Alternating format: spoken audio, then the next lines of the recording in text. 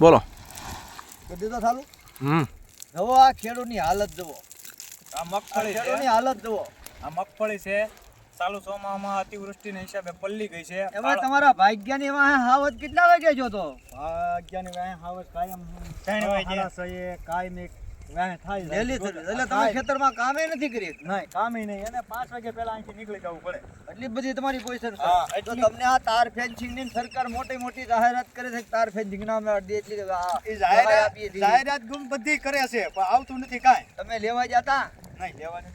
એટલે તમારે દાવાની જરૂર છે. સહાયની વાતો કરે નો આપે તો તમારે રજૂઆત કરો કલેક્ટર ને મામલતદાર ને રજૂઆત કરો. મોહમ્મદભાઈ અમારે કોટડી ગામની હિમ છે.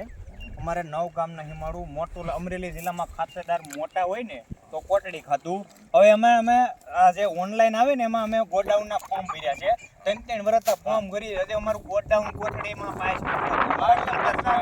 વાડીએ ફરતા કરી જનાવરની બીકે તો એ અમારે પાસ નથી થતા. શું કારણ? અધિકારીઓ જવાબ શું દે છે? જવાબ એ કે જે ઓલામાં આવશે એ રીતે તમને ફાળવશું. તો આ 3 વર્ષ અમારે તો વારો નથી આવતો તો હું ફાળવે. એટલે ખોટી બસ જાહેરાત. જતિંગ જ છે. આ બધા ભાજપના જતિંગ છે બધા.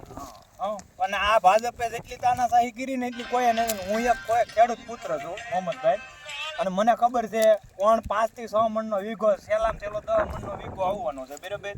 અને આ હૈદ પામી ગયા છે કે ભાવે નથી. અટાણે હાલમાં ઠેસરે કઢવા જાવ તો 600 થી 700 રૂપિયા દાળિયાનો ભાવ છે. તો આમાં મગફળીનો ભાવ 700 રૂપિયા છે. ઘરના આમાં નાખવાના છે અટાણે. તો આ સરકાર એમ કે બધું કરી લાવે ક્યાંથી સરકાર? તો હવે આપણે શું કરવાનું?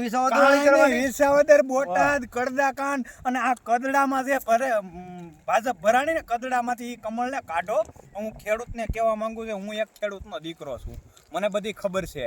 આ વેતના જે બોલે ને એ ખેડૂતની બોલે છે બરાબર. એટલે આ કદડામાં જે ખીલેલી છે ને કમળ એના કદડો એને નિશોવીને કમળને હૂકવી નાખવો હવે તમારી દોરીએ બરાબર. આની જરૂર હવે છે નહીં.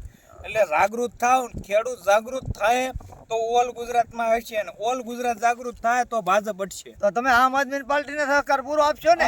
પૂરો. આમ આદમી પાર્ટી જિંદાબાદ. આમ આદમી પાર્ટી જિંદાબાદ.